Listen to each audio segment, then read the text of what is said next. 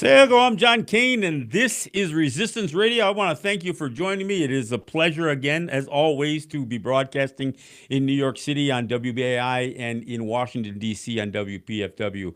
These radio markets are incredibly important to the work that I do because as far as New York State goes, we know where the power brokers live in New York, and as far as the federal government goes, we know where those ivory towers of power exist in the United States as well. Look again. So I want to thank you guys for listening on these two radio stations. I want to encourage you to support WPFW in Washington D.C. and support WBAI in New York City.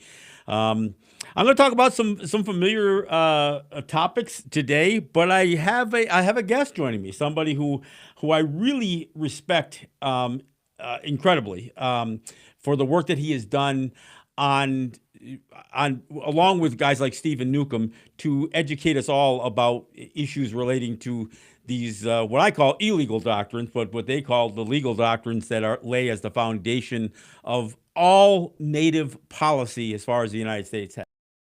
And let me introduce a guest that I've had on in the past. I want to introduce Peter DeRico. Peter, I want to thank you so much for joining me here on the program.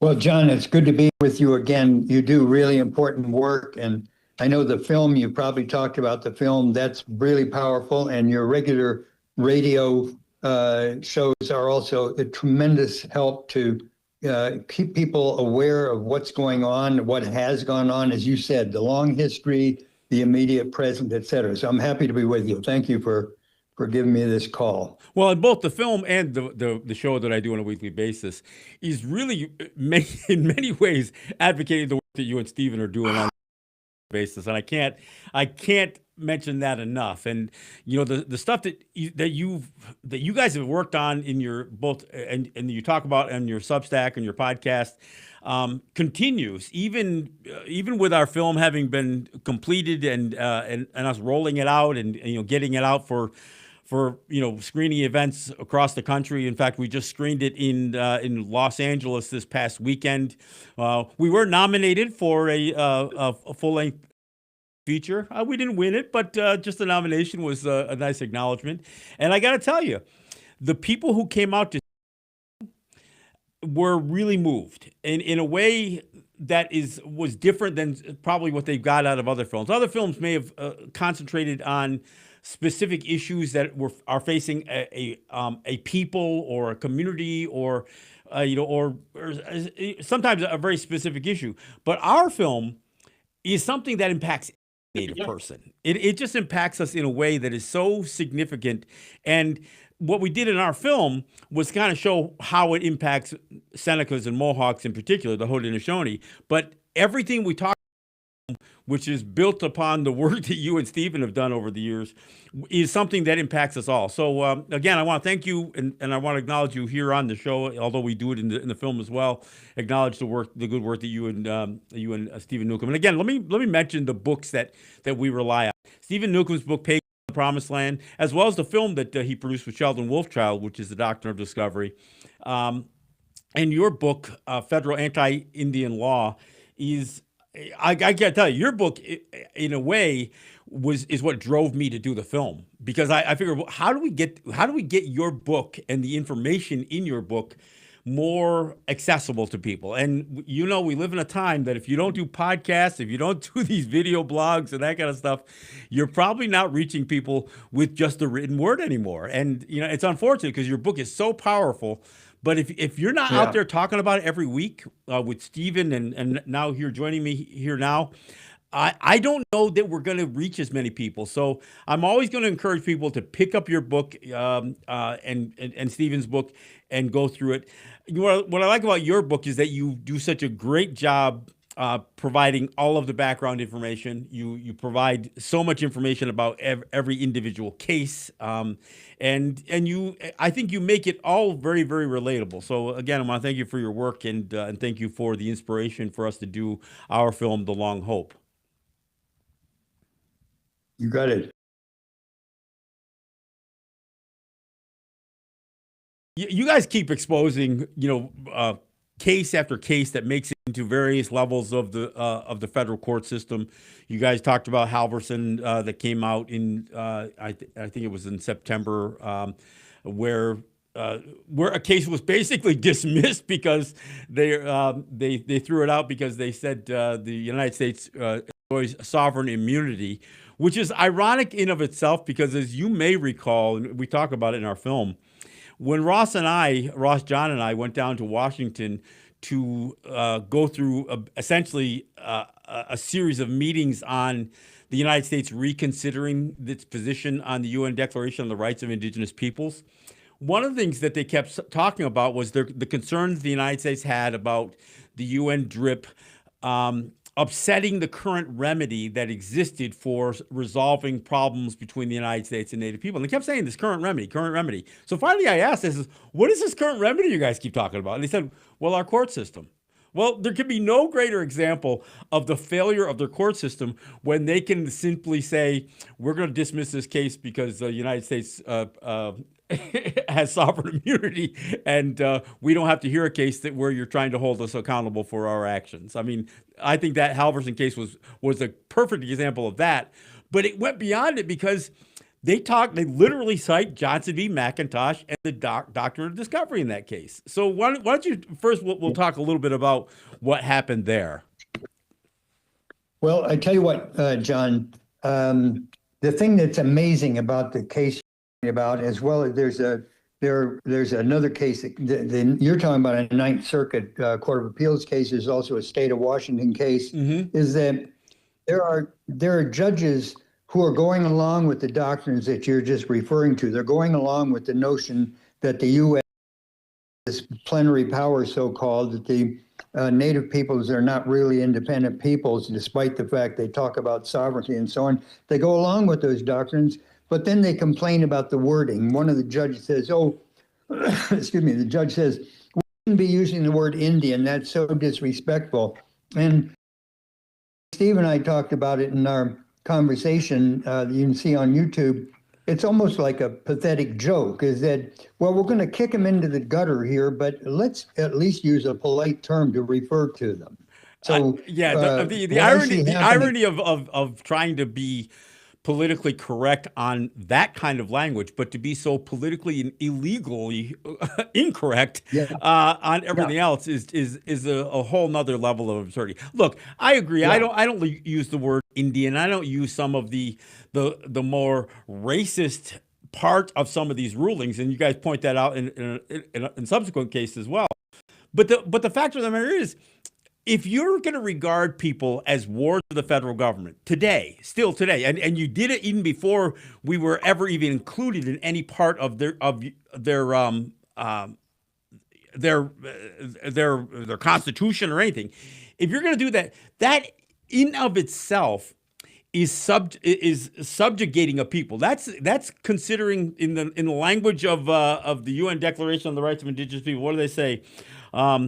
All doctrines, policies, and practices based on or advocating superiority of peoples or individuals on the basis of national origin, racial, religious, ethnic, or cultural differences. And then they go on to say that it's racist, scientifically false, legally invalid, morally condemnable, and socially unjust. But this is a classic example of them regarding us as a inferior people and promoting their own superiority. Because if they're saying that we are wards of the federal government just based on being a distinct people, I mean, they're not like looking at us individually saying, well, this guy's mental competency isn't quite there, or this person has has suffered from this, and so we need to protect them. No, they're just throwing this blanket kind of language out there that says all Native people can be considered wards of the federal government, and that we can give a certain power to Congress that we give them over nothing else, but we're going to give it over these people, not based on any individual characteristics, not based on any failings on the part of our people, but just based on us being a distinct political entity, not a racial entity, but a distinct political entity. And to me, just the notion of that all by itself, even regardless of whether you use racist language or not, or improper wording or not, the very essence of that is just so overtly, racist and exemplifies their desire to impose domination over our people in particular. Yeah, well, this is a good time to use the word whitewash. That's essentially, if you're talking about a structure, let's say it's a building, and the building is really problematic, and you think you've changed something by putting a new coat of paint on it, then you're either deluded or you're just incapable of grasping reality. That's what I'm talking about when I say they're concerned about the language. Is like if you're concerned about how do we talk about these people that we're going to dominate, but let's don't talk about the domination. No, that's not permitted. We're not going to talk about the domination. We're simply going to impose the domination, but let's use some nice words as we're doing that. And I think that's where it becomes pathetic. It's if people's main concern is with surface appearances, then they're just buying into a whitewashing. And I have no time for that, really. I don't have, there's too much work to do to expose the structures, the doctrines, the history, the rest of that. And the language is part of it as you look at the history. But to just change the surface level of the language in the present day does not change the structures that still exist in the legal system.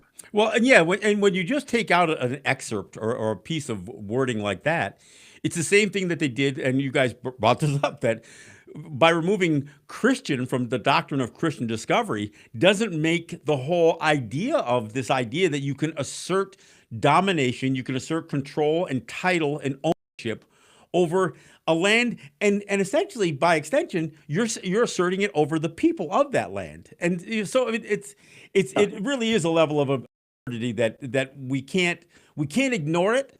But I also don't want to, I don't want to talk about just those particular words as we go forward. There's a lot here to cover here, and we're going to do as much as we can. But here's the thing. Yeah. We know that they are asserting these legal doctrines, and the trust doctrine and the plenary powers doctrine are still just built upon the doctrine of Christian discovery, and I think there's no escaping. I mean, one of the things that Justice John Marshall did in Johnson v. McIntosh was address essentially a big problem for the United States, and the fact that they didn't have any real clear legal title. So by doing what they did, by codifying this church dogma, and then expanding it, because one of the things that Stephen was so good at bringing up, and so have you, is that when you think about John Marshall actually trying to convert the discovery of land into conquest, just by using language, not by actually physically conquering a people, but by just saying, look, we're Christians, we discovered you, and by virtue of our church dogma, we're going to claim title to the land, and we're not just going to claim title to the land, we're going to claim domination over the land and its people. And and one of the things I want to do, and you and I've never discussed this either, but one of the things I've also come to a conclusion on is when they suggest that their taking and claiming title to our lands is subject to our right of occupancy. I think there's another conversation, and perhaps this is one that you and Stephen will parse out. This idea of a right. I mean, because we say this word right as if it has this really defined meaning. And there are civil rights. I mean, there are human rights. There are legal rights. And then there are rights of nature, I guess, or natural rights, I guess. And so when they suggest that we basically have the right of occupancy, that's not actually being regarded as a human right. That's not being regarded as a civil right. That's not being regarded as a legal right. It's like acknowledging, well, yeah, nature put you here. As far as we're concerned.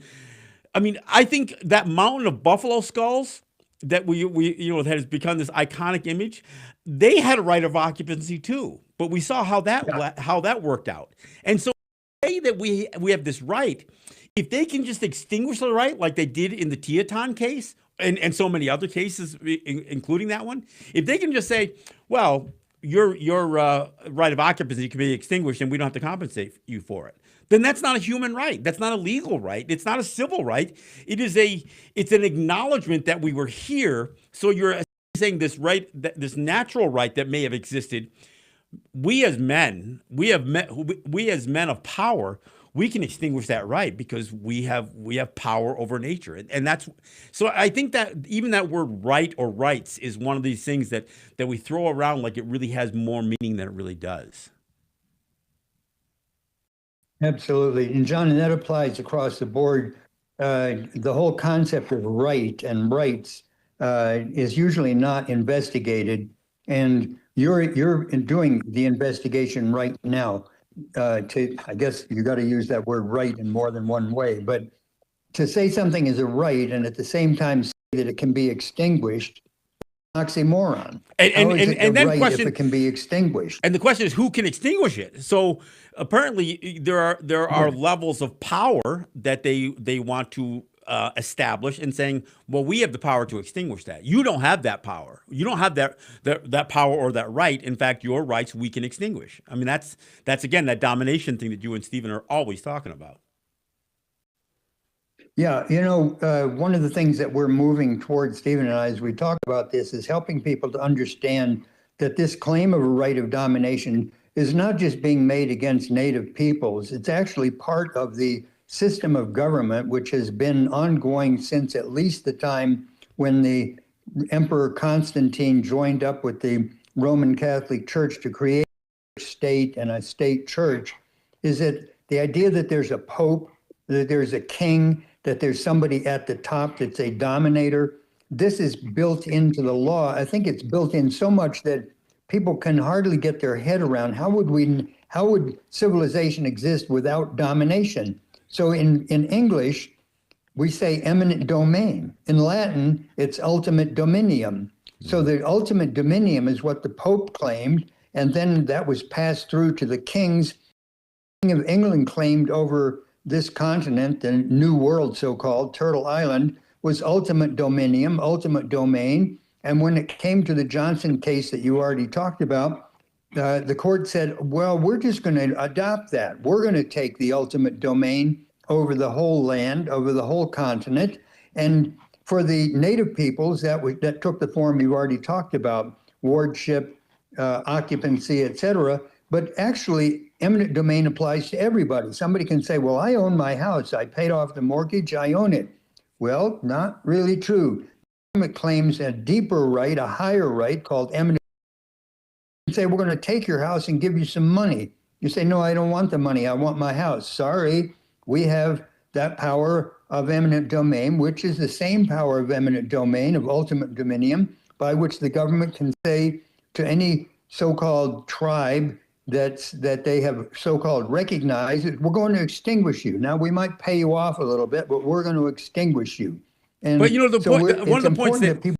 one of the points that you and Stephen made, though, and I think it's really important. Look, there's this thing that they call federalism, right? Which is this tiered level of governing authority, right?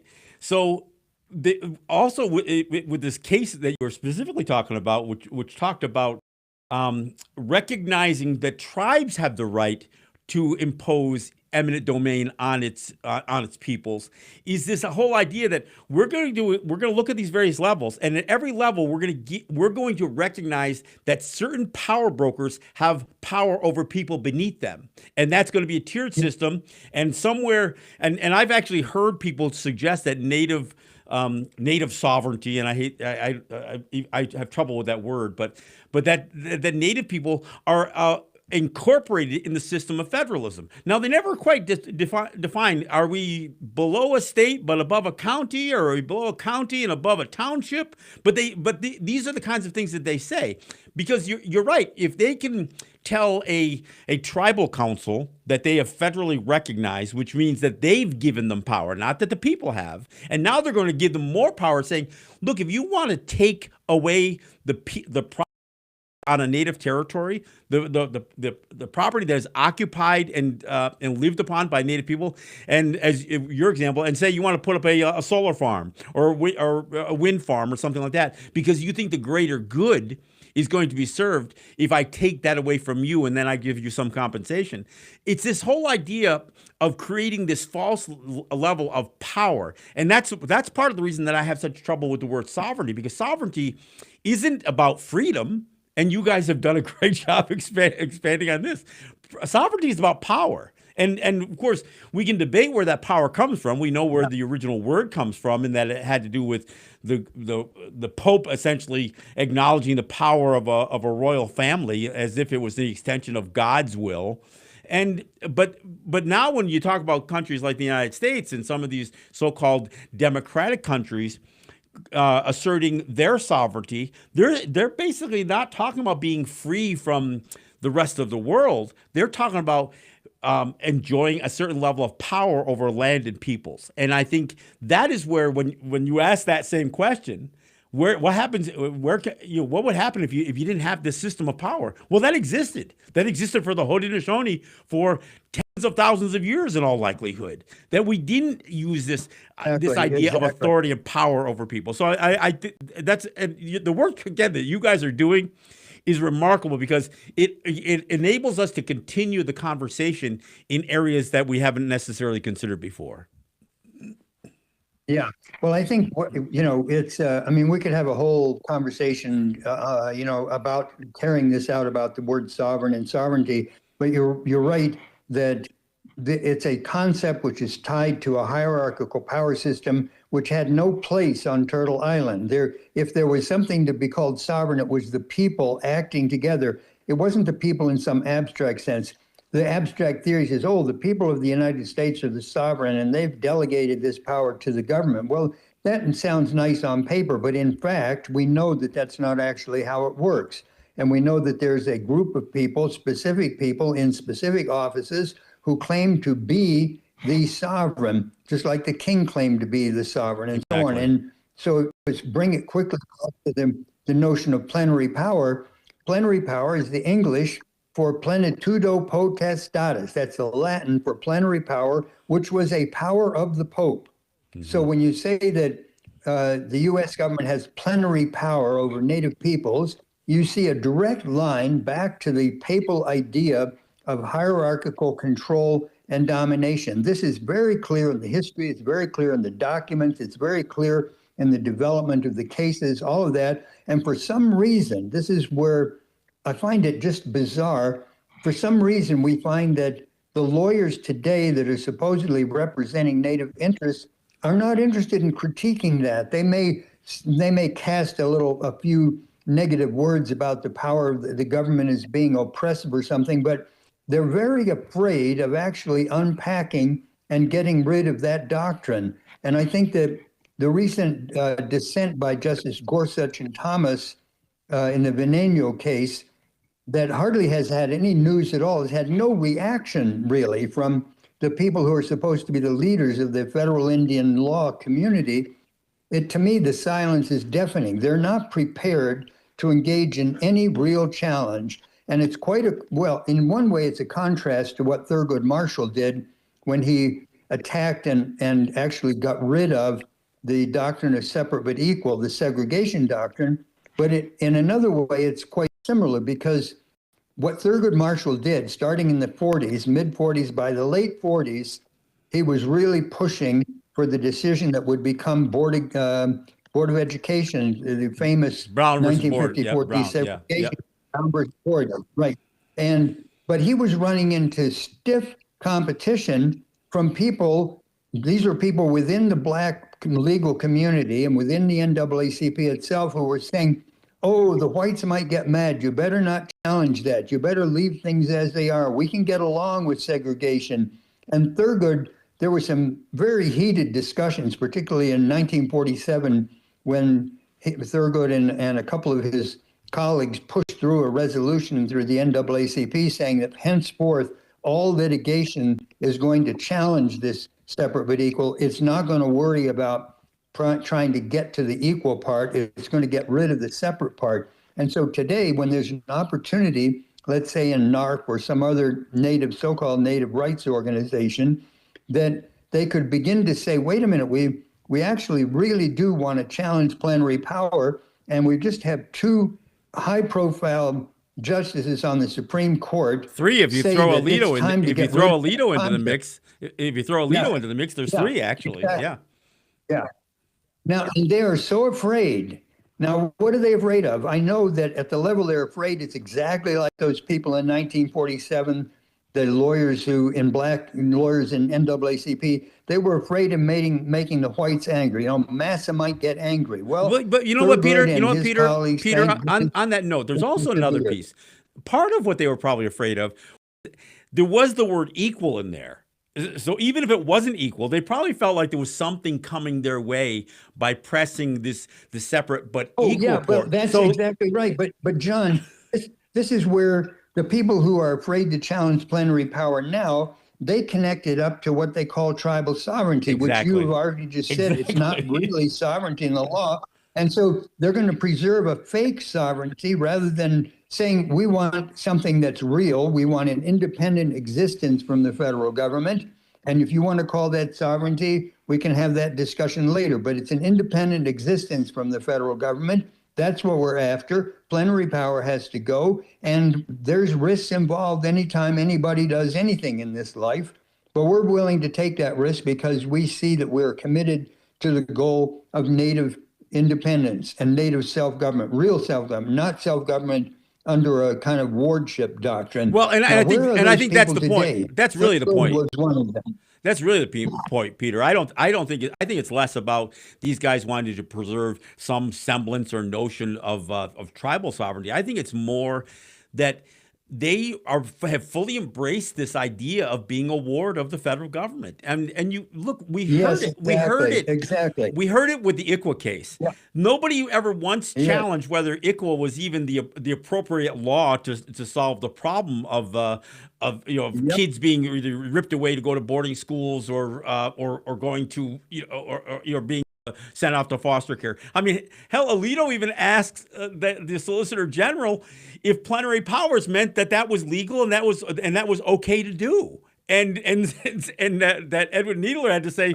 well, yes, that's what plenary powers is. So I mean, so the whole idea was that if we can pursue protection from Congress, if we can place ourselves under their custody and accept the idea that they've already imposed that upon us, then we can just kind of battle for the little pieces of protection we get. Although they ignore the fact that most of that is a complete ruse anyway. I mean, yeah, John, go ahead. Let's go back to this notion of protection and trust started. All right, because the way I look at it, it's actually a protection racket. Mm-hmm. It started with John Marshall, the same guy you just mentioned with Johnson v. McIntosh.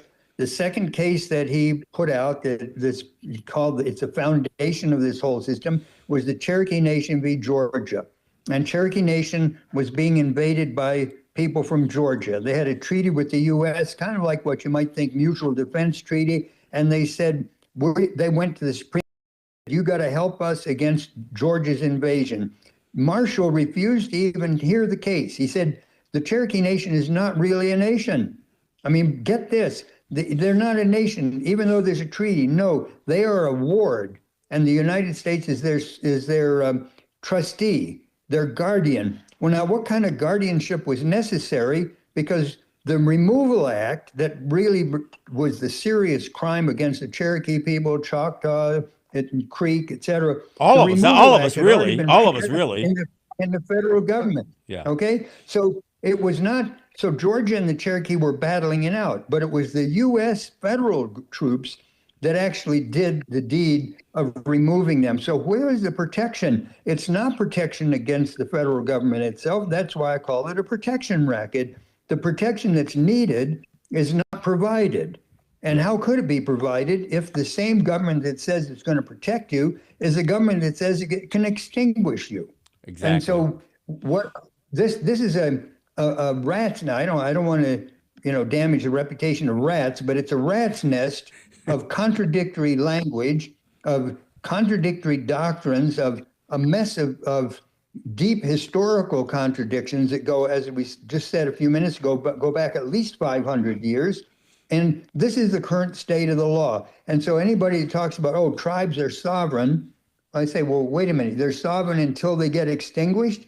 Yeah, well, that's the rule, isn't it? Well, if that's the rule, that they're sovereign until they get extinguished, it means they're not sovereign. Well, I mean, but I don't want to talk about Peter. that. Peter, That's unpleasant. a perfect example, and we can bring it not just historical but contemporarily, is the Indian Gaming Regulatory Act. I mean, think about this: you get the Supreme Court Yes, that that's another basically one. That's another one. that says, since there's no underlying federal statutory framework to regulate native gaming, then sorry, California, you can't do anything. But keep in mind, Congress, you have power. You have the power to prohibit native gaming completely. Yep. So they Yep. they rule in favor of the Yep. Cabazon, but all the while telling Congress, basically giving them the green light to do whatever the hell they want to do. And so what do?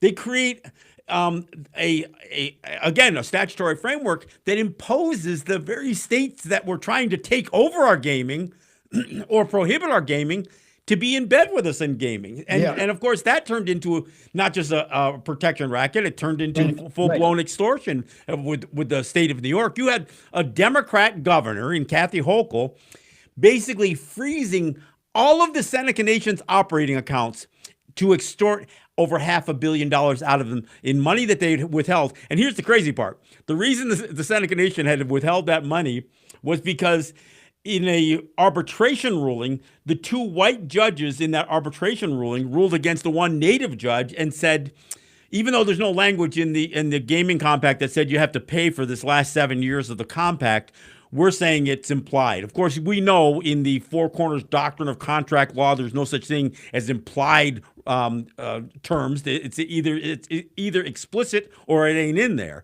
But that's what they did, and because of the one judge, this Kevin Washburn, basically said it appears these two guys have just rewritten the compact. So what the Seneca Nation says, well, we don't think we can make this payment even if we wanted to, because we need to have the Interior Department approve the change that we oppose in the compact. And the Interior Department, in their responsibility to regulate native gaming, including to regulate the states, under Deb Haaland, chose to do nothing. So again, this whole idea that there's this remedy that the federal government, as the trustee, is supposed to uphold, they simply don't. So this gets back to our really what the debate is. Why is it that we have our own people, and oftentimes these federally recognized leaders and their legal counsel, why are they so mortified and so terrified at the prospect of undoing the plenary powers doctrine? Yeah, well, John, if I had a crystal ball, I would say that part of it is actual complicity. There's careers being built out of this mess, this jurisprudential mess of these complicated doctrines. There's careers being built where there's a lot of litigation and a lot of people who are teaching this and practicing this. They've staked their whole career on this system of law. And that's a very crass reason. It means that it's not just that they don't understand it. It's not that they don't really see this history for what it is, but they're just like those lawyers who were against Thurgood Marshall. They've managed to make their living on this. They think they can do pretty well. It's not going to be too bad. We can put up with this because this is the way things work, and we're just kind of going to go along and get along. Well, it's not even just careers. It's almost like an entire legal industry. When you think about the cottage industry that's what I was just going to say.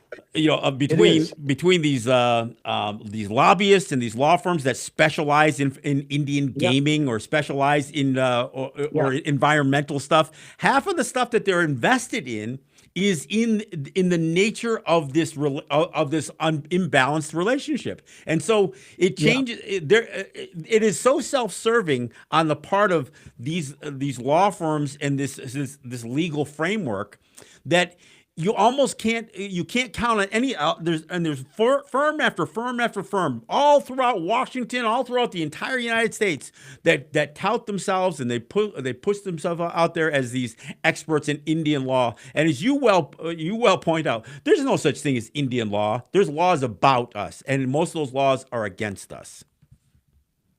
Yeah, that's why federal Indian law is another one of these oxymorons. It's not, that's why I call it federal anti-Indian law, because it did not come from the native peoples. It was imposed on the native peoples. And I want to just talking about what you were just saying about their vested interest in keeping things as they are. There's basically been no news about this important dissent that Gorsuch and Thomas put out, and no comment. I looked just on the NARF website before we started our conversation. There's still no comment about this. But if you look at the territory of Guam, which is also implicated because the dissent, Thomas and Gorsuch dissent, called out the territorial clause, saying this cannot be used to support plenary power. Well, Guam is a territory where the U.S. claims it has this right of domination.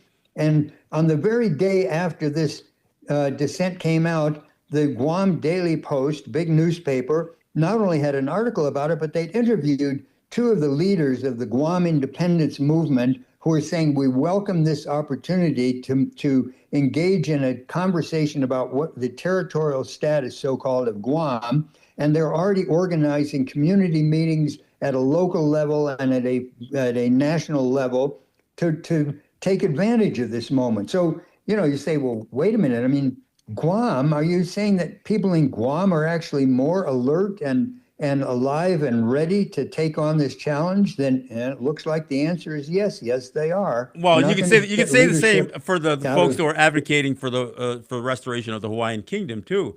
They seem to be farther along in their conversations on these issues. And again, I think when you look at the silence, it isn't just silence because they're ignoring it or they're unaware. I think that silence is intentional. I think intentionally avoiding having to wrap their heads around this stuff because, again, it interferes with their self-serving industry.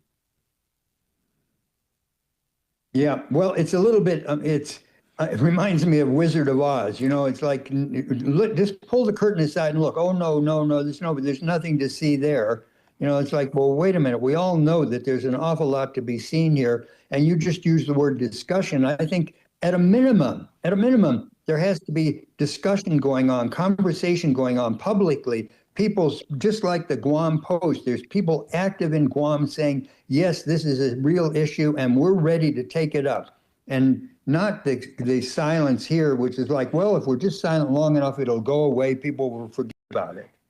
Well, and here's the thing, Peter. I mean, clearly there is no constitutional right to assert plenary powers. The fact that they've tried to do this contortion with the Commerce Clause is absurd all by itself. And that's a joke. I mean, isn't John? It makes it. Let me just interrupt you there for a second, because when people talk, well, you and I know what we're talking about with the so-called Indian Commerce Clause, but if somebody's not familiar with the Constitution, they may not realize how completely absurd it is that there's any claim that the Commerce Clause allows plenary power, because the Commerce Clause that they're talking about says that Congress can regulate commerce with the Indian tribes and with not of foreign countries. Yeah. Now, when you say regulate commerce with, it doesn't say have power over. I mean, it's just plain English. I mean, a fifth grader should probably be able to understand the difference between with and over. So when that get called out by Thomas and Gorsuch, it's like the pins are pulled out from under this flimsy excuse that people have been using. And you say, well, wait a minute, you mean there's no excuse left now? You mean the emperor, the so-called power of plenary power, the emperor is naked. There's nothing to justify it? Yeah, that's pretty much what it is. The emperor is naked. And who's afraid to look at the naked emperor? If you think about that story, that Hans Christian Andersen, they were so afraid to look at the emperor, they had their heads down. It was only the children who said, whoa, look at that, and laughing. The emperor is naked. And then other people would look up. It was not the adults that were saying the emperor is naked, because they were too terrified to look at the emperor. So are we dealing with a class of people here? You're talking about these law firms. Are they too afraid to look at the emperor? Is that what they are? Is there what level of either fear or complicity is going on here. I think you're right. It's not ignorance. They understand the flimsiness of the arguments, but they're willing to use them, just like in 1947 when Thurgood had to, duke it out basically in the NAACP and say, no, we're not going to go along with this whole system anymore. Everybody knows what it is, and why are we going to put up with it? And the people who said, oh, we're going to put up with it because, it's going to make people mad if we go against this. It's going to make the white people mad. Well, and I think a couple of things here. First off, this Commerce Clause that was that basically Marshall manipulated into making a case that what the framers of the Constitution intended that's absurd all by itself, because it's actually fairly well documented. There was a guy by the name of Savage who did a full analysis. I don't know if you saw any of his work on both the Articles of Confederation and the lead up to the ratification of the Constitution, because that was a conversation. There was a debate on how much should the affairs of Native people be incorporated into the language of the Constitution, and they rejected it. They said, no, we're not going to put affairs in there. We'll put Congress has the power to regulate commerce with them, but we're not going to suggest that there was some sort of conquest or subjugation of Native people. It's documented in some of the notes associated with the writing of the Constitution. So it's pretty well established that the United States was not trying to assert dominance over Native peoples when they drafted that Constitution. So the framers were avoiding that side. I'm not saying they didn't have intents, but they certainly weren't documenting it. And this gets to another question. Oh. I mean, I think one of the things look, Clarence Thomas raised some of these very issues 20 years ago in that U.S. v. Lara case, where Billy Joe Lara was being. He tried to claim double jeopardy, that that they couldn't charge him at the federal level after they tried him at the tribal level, and the courts basically said, well, those are two separate sovereigns, and so this was essentially problematic for Thomas. He was a part of the consensus on the conferring ruling, but he raised the questions about the plenary powers doctrine and the fact that there was no constitutional basis for it. But again, Native people were completely silent on it. They never raised a question. Yep. Now, so the question ended up always being, because we've always been suspect of some of these very right-wing, judges. Was there an ulterior motive? Did we think Clarence Thomas or Sam Alito or even this Neil Gorsuch are questioning plenary powers because they want to do right by us? Look, regardless of what their intentions are, the fact is that they are right in questioning the plenary powers doctrine. And if you look, if the liberal justices, if Kagan, Sotomayor, and Jackson are just going to sit there quiet and not say a word when they know there's no constitutional basis, if their argument is only going to be, look, if we strip away that protection that Congress grants Native peoples, then they're going to be vulnerable. Again, vulnerable to who? The very people that you're claiming are supposed to be protecting us are the ones that we're in danger to? Because that's been the case, right? Well, yes. That's why the Indian Gaming Regulatory Act that you were just talking about is a good example, because the Supreme Court itself had said in the prior case, the Cabazon case, said, well, no, the Seminole have total power to have gaming because they're independent.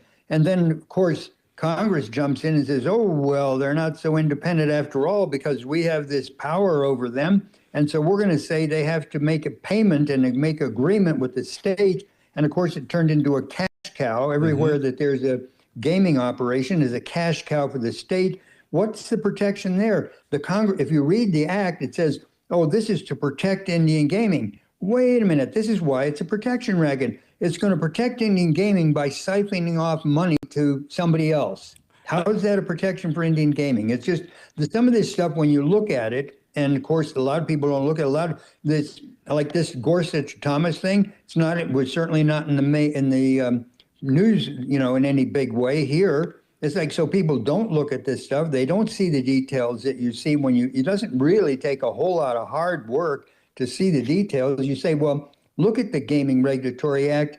How is that supposed to be justified as protection? Who's being protected from what, for whom?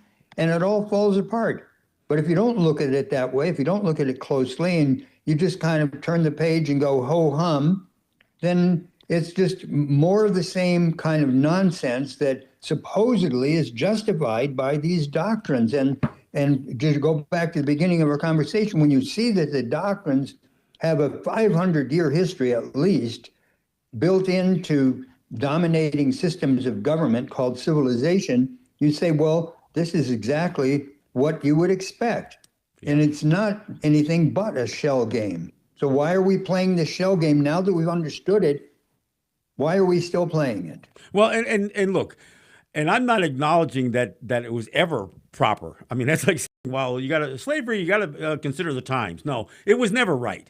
But the whole idea, exactly. But the whole idea that these, again, for all intents and purposes, these white supremacists would suggest that because of our primitive nature, that we had to be cast as wards of the federal government, and that we were somehow, in spite of the fact that we had existed for tens of thousands of years in fairly sophisticated, governing systems and in communities and that kind of stuff, to say that once white folks got here, that somehow we became incompetent and unable to take care of ourselves, and if you're going to make that argument, even in the hundreds, are you still going to make that argument today? Are you still going to suggest that we have not advanced enough as human beings to be competent enough to govern ourselves? Because that's essentially what the whole fear of taking away this protection, this trusteeship, which is a farce all itself. The whole idea of taking this away is that somehow that we are going to be vulnerable, and that we genuinely are too incompetent to take care of ourselves. And even though that we did it for tens of thousands of years, that's where this always comes back to it, as far as I'm concerned. Yeah, well, I think that this is where it's useful to you can see the foolishness, to put it politely. The venality is maybe a better word of the so-called federal Indian law trust. Is compare it to a normal trust relationship.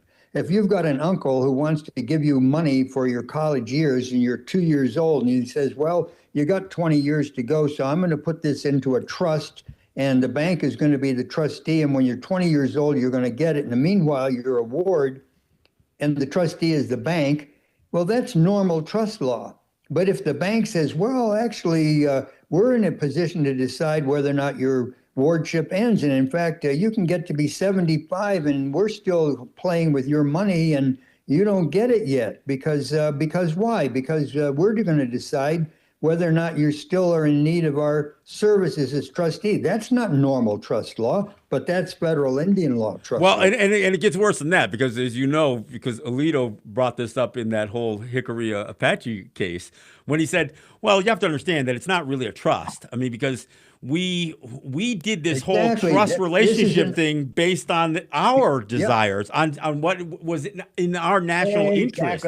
It wasn't that we are the primary beneficiary of this trust relationship. We never were the primary beneficiary of it. We were always just being used. Yep. Well, this is what, John, I'm so glad you brought the Hickory case up with that comment, because that's one. There's been several other cases where the court has said this is not really a trust in a normal sense, okay? And how can that be, that the Supreme Court has said that again and again and again, that it's not really a trust, it's an instrument of government policy over? How can that be that that's been stated so clearly so many times, and we still have people going around babbling about, oh, the federal government has a trust responsibility? That's hot air. It's worse than hot air, because it doesn't even fill up a balloon. It's self-deprecating. It's self-deprecating at a level that it's almost, it's impossible to wrap your head around. And the other thing is the fact that they take the trust doctrine and the plenary powers doctrine through this incredible circular reasoning, and they justify the trust doctrine through the plenary powers doctrine. And then when Alito asked the Solicitor General, what are the limitations to this power? And they said, well, They have to be consistent with the trust doctrine. Yeah, so they basically say the plenary Yeah, powers is limited exactly. by the trust doctrine, and the trust doctrine is created by plenary powers. I mean, it's incredible reasoning. Yeah, exactly, exactly, exactly. It's really absurd. So there are people, one of the latest phrases is, oh, plenary doesn't mean absolute. Plenary means it's in accord with Congress's powers. And it's exactly what you just said. If you say, well, what are Congress's powers? Oh, Congress's powers because it's the guardian. Well, we already saw that that doesn't really do anything except give Congress power to say what it wants to say. So if you're saying, well, this is justified by that, this, you're saying one thing which is the same as the other thing, but just uses a different word that they justify each other, you're in Alice in Wonderland all of a sudden. Well, and So again, this is that's why a it's so. this is a ward status that we never graduate from. So we never reach a Yeah, level of yes, that's a competency. good way to put it. because No. they're going to perpetually, and again, this is by definition this idea of imposing a sense of superiority over a people, because they're Yep. never assessing us individually. They're never assessing us based on any kind of merit. They're just saying, no, as a people, we're going to perpetually condemn you into this purgatory of wardship under under us as your custodian, and you're never going to get out of this because there's never any language about Yep. how this comes to an end. Nope. And I think that, Ed, as we look at this, we'll come back to where we started today. We're getting near the top of the hour here, Yep. but this ought to be a conversation that would be just law school classrooms, roaring through the law firms that supposedly do this. This should be a major conversation. What do we hear? Nothing. You could hear a pin drop. Anybody have anything to talk about? Oh, no. Okay, well, let's go have a drink. It's to me, the worst part about what's happening is not that there is no discussion, no questioning. We're so far away from there being a Thurgood Marshall equivalent, despite the fact that there have been Vine Deloria, Renard Strickland, there's other people who have been prominent in over the last 50 years, let's say, saying we have to have a strategy just like Thurgood Marshall did. Of course, that's really good advice, but who's going to step up and do it? Well, we also run back into a problem because, again, there's a certain level of this notion of federalism and this notion of being empowered by federal recognition that really comes back and haunts so many territories. I mean, look, some of the more prominent and iconic people across quote unquote Indian country are smitten by some of this, and so this gets very, very difficult. So I agree. I mean, this is a really tough challenge. But here's the thing. There's no question. You and I can talk till we're blue in the face and basically agree 100% that the whole thing is a house of cards. The question is, what do we do about a house of cards? I mean, and to me, that's what the conversation needs to be. The conversation needs to be, do we collapse or make it collapse, or do we try to be somewhat careful about it, and maybe we start to lift off a card here and a card there? Should we be selective about how we dismantle this thing, or should we just be? And it may just collapse all by itself anyway. We're not driving Thomas and Alito and Gorsuch or anybody else. These guys are coming to this conclusion on their own, not because they're trying to necessarily serve us, but because they see the flaws in it. So it's entirely possible that this whole thing could collapse. And if we don't begin to at least employ some level of diligence on how we survive or how we get through this collapse, and I don't think survival is as imminently threatening as people try to make it out to be, but that's where we are at, right? Well, John, okay, a couple of last things here. One of the most dangerous things, speaking from the point of view of legal status here, when you say, what do we dismantle? When people start talking about race, that this is a racist system, the federal Indian law, they're on very shaky grounds, because as you pointed out at the beginning of this conversation on this program, at the very beginning, you said this is a political status. Native independence is a political status. It's not a racial category. But the more people start talking about racism, the less they realize this is not a race civil rights question. This is actually an international law question. This is a question that has to do with the status of peoples. not Right. people as individuals, but peoples, independent nations.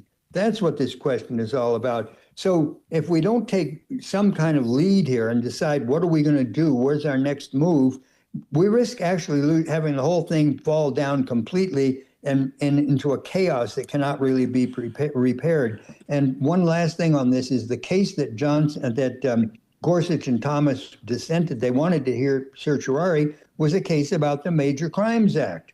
You say, well, if you want to just start picking and choosing, where could we dismantle so-called trust and plenary power? Why not start with the Major Crimes Act? Why not start with the federal government's claim back in the late 1800s that it had power to create criminal laws for the native peoples, that they didn't know how to create criminal law for themselves? Why don't we just start there? That seems like pretty low-hanging fruit to me. Yeah, well, there's a lot of people that are totally bought into that. Look, we're just about out of time. So, but no, I agree with you. And Okay. frankly, I think IGRA, I think Indian Gaming Regulatory Act is an easy one to dismantle as well. Frankly, because That's another easy one. Exactly. that's I mean, John, this is the work of strategy. You and I right now in this moment of this conversation, this is the work of strategy, saying where should we push first? How about Major Crimes Act? Okay. How about Indian Gaming Regulatory Act? Okay. How about the power to so-called extinguish a treaty, which they did in Standing Rock way before the big Standing yeah, oh, Rock yeah, thing a yeah. few years ago, was when they said, yeah, we're going to dam the river and flood Standing Rock's land here and just destroy them because we want to put a dam here. Let's pick up a called powers and challenge them one by one by one. All right, John. We're getting Declare, at the end of the hour. I really yeah, appreciate it. declaring us citizens is another one too, for that matter. But anyway, Peter, I want to thank you so much. This has been a great conversation. Yes, We need to exactly. do this again.